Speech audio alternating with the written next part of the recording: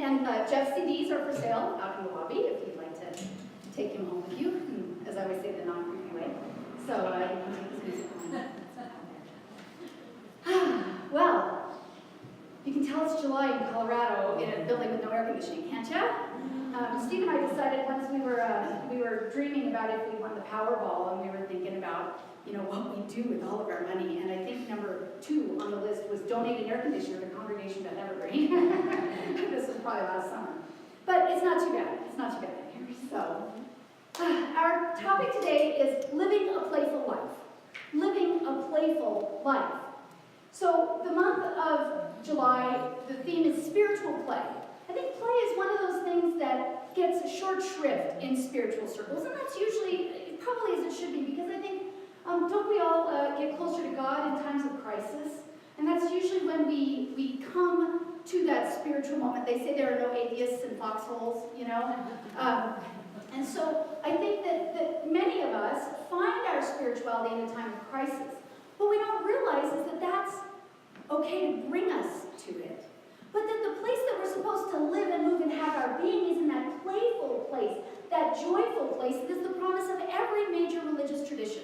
That this is what life is about, that we are supposed to be light and have a good time with life and not take it so seriously. So how do we live a playful life? How do we live a playful life? I think that this is one of those things that I'm interested in our culture of what play means. Because my daughter's now 21 and my stepdaughter's 16, but even watching kids younger, play doesn't mean today what play meant in the 1950s and 60s and 70s. Play today is very structured, very scheduled, very kind of team rule oriented, and there's a place for that. But this true playful life is one where you just allow yourself to be in that moment and allow that divine spirit to move you to do whatever without a schedule, without anything that has to be done, without an agenda. And so in order to live a playful life, the first thing we have to do is we have to remember how to play. Remember how to play. How do you play? I was asking myself this question last week as I was preparing to write this talk. And I was thinking, well, one way I play is I do a lot of craft stuff. That's not exactly the same. It's relaxing and it's fun, but there are rules and there are guidelines and there are things you have to do because there's a goal at the end. If I'm cross-stitching a pillow, it's got to look like the pillow at the end. So that's not exactly play. What do we do to play? Probably watching a movie, that could be, but we're being fed information from a source other than that divine wisdom when we watch TV or watch a movie. So it's not exactly that spiritual play. So how do we play? There have been studies at both the University of Washington and the University of Alberta in Canada that play, unstructured, uncoached, unorganized play leads to increased emotional intelligence, increased social skills, better leadership skills, and higher social awareness than even team sports. So you hear the benefit of team sports for kids all the time, and there's plenty of benefit to those.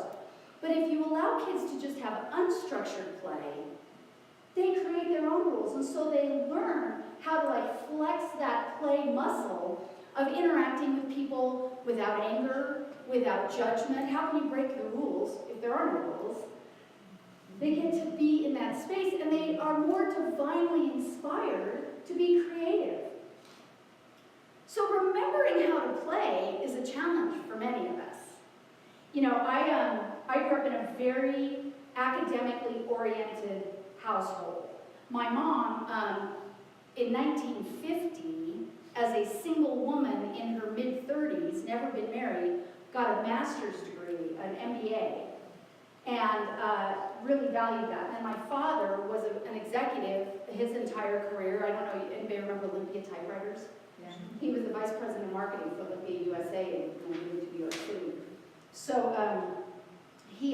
so they were very driven. And so when I was little, play meant school. I memorized the Gettysburg Address when I was 7. Now that has served me greatly as you guys know, because I'm taking a tour to Gettysburg, so, you know, 4 score and all that, and so that's great, but it wasn't that unstructured play. So, you know, fast forward all of these years, you know, now I've survived cancer, I've survived all these things, I've gone through a divorce, I've had a fail, I've gone, you know, I'm through all these things in my life. I'm entering ministerial school, and I go to my practitioner, I'm like, what am I doing wrong? What am I doing wrong? And she said, well, how do you play? I said, play? You're not supposed to play, I'm studying. I'm studying to become a minister, I'm working hard, what do you mean play? So she gave me an assignment. Felt absolutely ridiculous. But I'm giving all of you this assignment today, okay? If it calls to you. Go and get those little pudding cups. You need them 4 vanilla, 4 caramel or butterscotch, I think, and 4 chocolate. And clear off your kitchen counter and finger paint in pudding. I'm totally serious. Now, the neat freak in me totally freaked out. I'm going to put pudding on the counter and not clean it up. Are you kidding me? Just do it. Just finger paint whatever calls to you in pudding. She had me do this. My daughter was maybe 10 at the time. And so she's like, ooh, Mom, can I play too? And of course, I initially said, no, this is Mommy's homework. She's taking it very seriously. And then I got over myself, and so she took one counter, I took the other, and we made a god-awful mess. It was on the floor, and it was on the backsplash, and it was on the side of the refrigerator, and we were taking the 3 different colors, and we were, you know, making rainbows out of the, you know, the white and brown and yellow puddings, and then she was doing houses with trees, and then we were just literally taking paper towels and scooping it into a big bowl and starting over. It was a god-awful mess. I learned how to play again. I'd forgotten how to get in touch with that lightness, that unstructured, frivolous, totally goofy, no point to it whatsoever fun. So we have to remember, we aren't usually as adults good at that. It kind of gets beaten out of us a little bit by life. So remember how to play. Remember how to play. The other thing that was amazing is after that, little tiny things in my life, after we had that, you know, got off a mess that I had to just not worry about. It'll clean, I'm not worrying about it. After that, just little things started to fall into place easier. I mean, nothing huge, but, you know, lines at the grocery store opened up, and, you know, little things that I've been stressing about, like bills that, you know, were having computer glitches and they couldn't get my credit card right or whatever. Those things just cleared up. Everything just kind of cleared up. The little stuff. So remember how to play. Not structured, not coached, just play. And the second thing we have to do is we have to always have fun. Now, how do you have fun when you're not having fun? Fun is a mindset. Fun is a mindset. The reason I didn't pick this up earlier is I know it's coming forward right now. There's a coaching website called funprinciples.com, and they have 8 principles of fun. And I thought that it was totally appropriate that they say they have the 8 principles of fun, and then there are 9 listed. I love that. So, the mindset that you need to adopt to always have fun. Stop hiding who you are. Start being intensely selfish. Stop following rules. Start scaring yourself. Stop taking it all, this is their words, stop taking it all so damn seriously. Start getting rid of your crap. Stop being busy. Start a project. And then their 9th, don't worry what other people think. Don't worry what other people think. You have to bring this mindset to everything you do. You have to not allow something outside of yourself to have you have fun. You bring the fun. You bring the fun. There's a principle in improv. Has anyone taken Erica Thiel's improv class, or any improv class? But Erica Thiel at Downwell High teaches an improv class. And she teaches us this thing. We had to take it for ministerial training. And she teaches us about the gift. And the gift is that whatever happens on stage, you have to go with. So if somebody else screws up, you have to go with their screw up. And the way you approach that on stage, because remember, you're supposed to be fun, you can't, if they screw up, you can't go,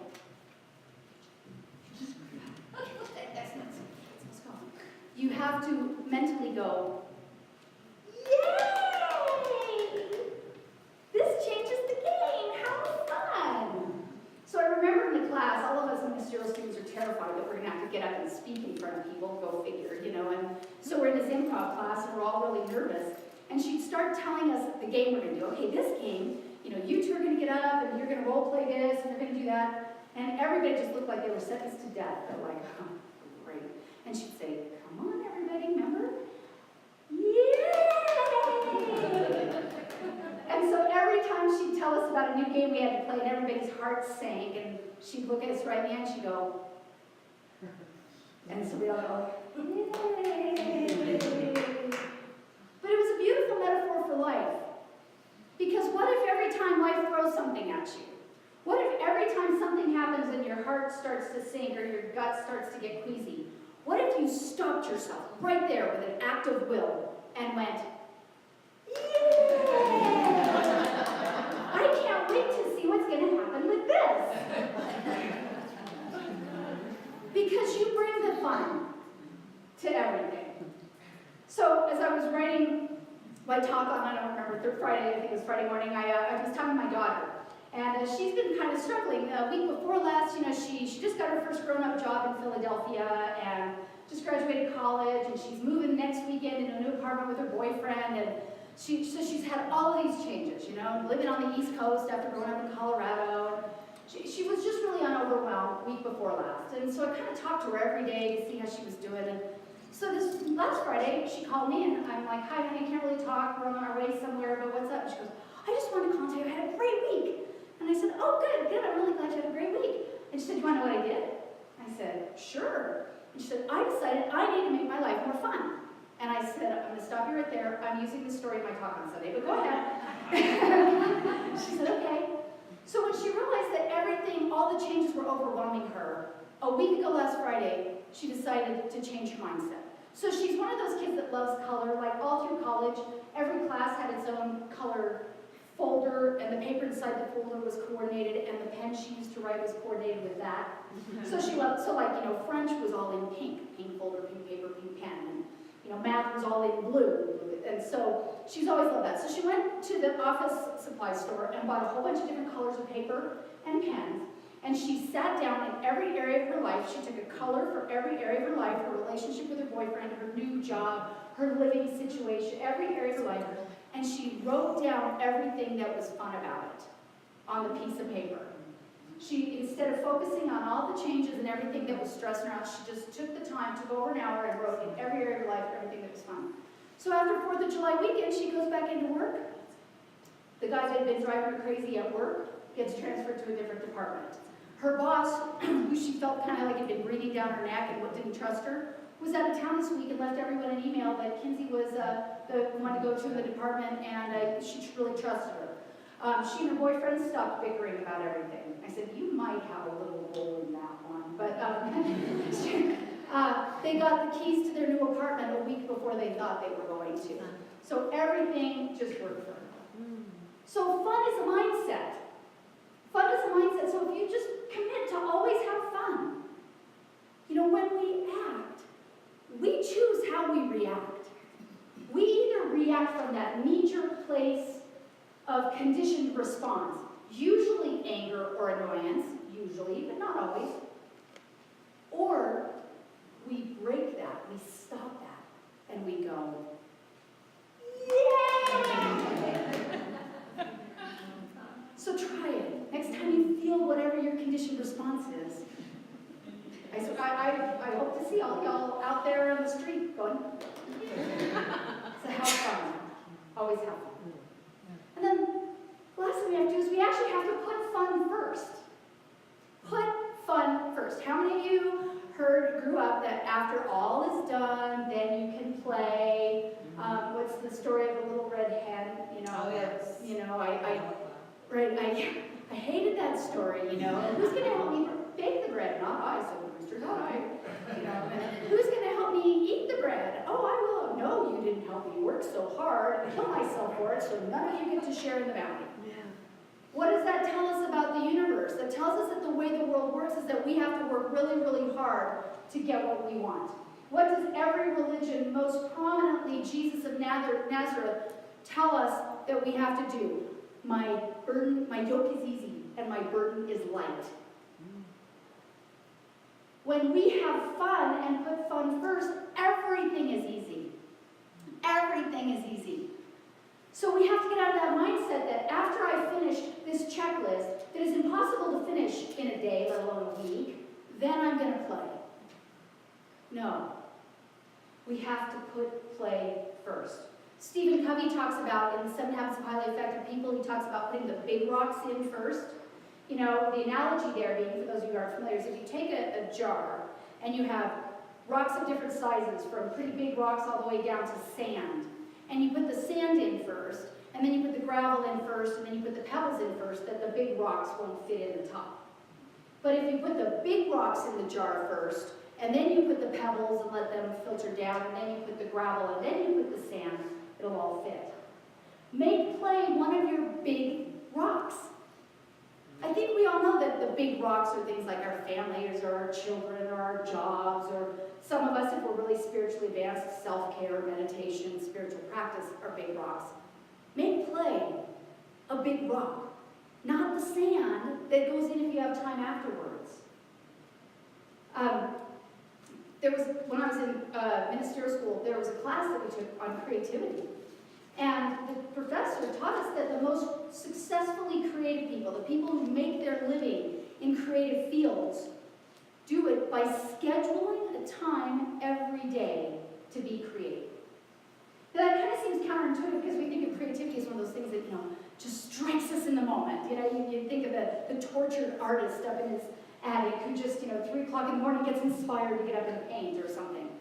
That's not how true creativity happens. It's scheduled. It's a practice. Just like sitting down and practicing the piano every day, or sitting down and doing any swimming lessons every day, whatever. If you practice having fun, you get better at it. And I really noticed this in my own life. Right after my mom passed away in 2012, I was taking my mock ministerial panel. So it's just about to get out of ministerial school, so they give you a mock panel to make sure you're ready and you know what to expect and all this stuff. And I literally took it the day after my mom had passed away. And they called and asked if I wanted to reschedule. I was like, oh, no, what the heck, let's just do it. So I went in, and they're asking me how I'm handling everything, and I was still in that denial stage of grief. And denial is a great stage of grief because you get a lot done. You get a lot done, and that was what I valued. Was let's knock all this legal stuff out. I was my mom's only child, and so it was all up to me. So boom, boom, boom, let's do it. And they said, yes, but what are you going to play? And I was like, And so I gave an answer. I read every night. I read a novel every night before bed, and I gave an answer, but it wasn't very sincere. But it stuck with me. The question stuck with me. So now we're going forward in the months as I'm finalizing my mom's estate, and I'm still in ministerial school, and I'm working a 60-hour-a-week job, and I'm going through a troubled time in my marriage, and I'm getting it all done. But I started noticing myself being less productive and depressed. And you know what? The to-do list grew. The more I did, the longer that freaking list got. And it was starting to get so frustrating. And finally, after about a month and a half, I just chucked it all. I took a Saturday, and instead of settling the estate or having a garage sale or doing homework or whatever it was I was supposed to do, I did nothing. I didn't read a book. I didn't watch a movie. I didn't get out of my sweatpants. I did nothing, except what felt like it in the moment. I went downstairs and puttered around with a few things. I did end up reading some things, but they were kind of like, oh, a book would call to me from the shelf. And I remember this. I went through old photo albums. I did nothing. Got up on Monday morning. Miraculously, the to-do list was cut in half. When I looked, things that I thought I had to do, when I was in that state of mind, that it was all up to me and I had to do it, and everything was just going to grow, and I couldn't take time off because everything was going so fast. When I was in that state of mind, guess what I created? Exactly that. When I got to the state of mind that was fun and playful, and I put it first, so many things just wiped itself out and took care of itself. That's how our life is supposed to be. There's this divine universal presence that is the manager of the universe. This presence created everything here. I think it can handle your to-do list. You are safe to turn everything over for a few minutes to put play first. Not everything is going to fall apart. That's why we don't. It's because we don't trust that God has got us. We don't trust that if we play, we're not going to be judged for slacking off or not doing what we're supposed to do. We don't trust that things always work out for us. And that's the main reason that we don't live a playful life. We go around trying to control everything, and we hold it so tightly that we forget that joy is the point. So, remember how to have fun. And then always have fun. And then put play first. Because when you do those things, those divine tumblers of the universe fall into place to support you and create the life that you're saying you're wanting. If you can just let go and allow God to do it. So, let's pray.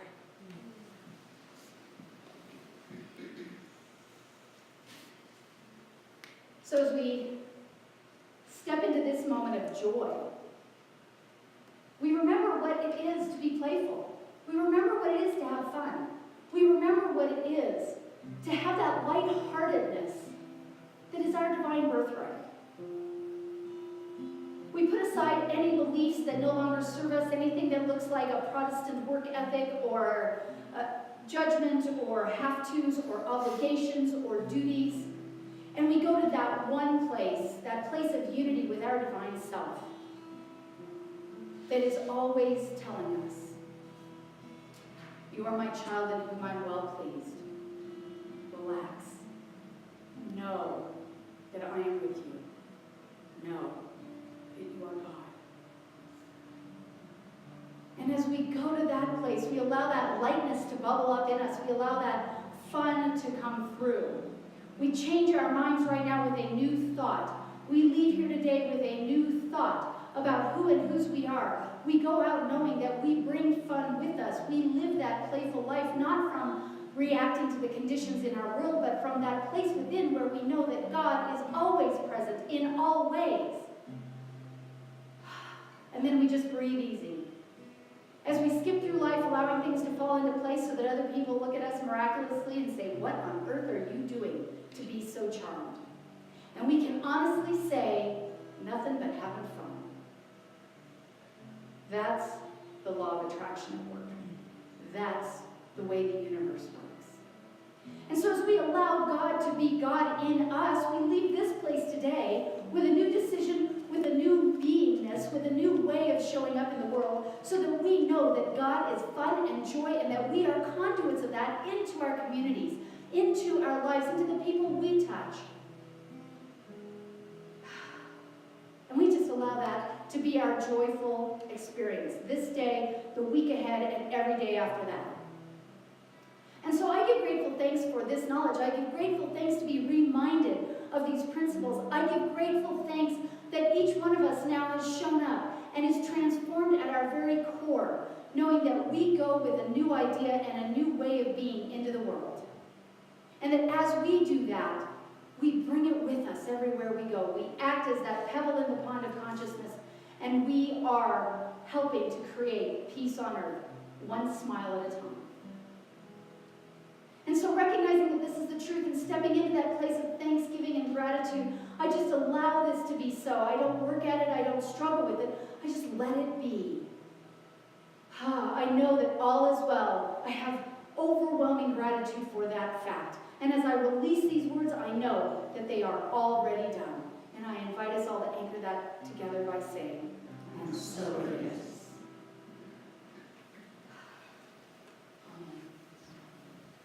I feel now like I should tell a joke or something.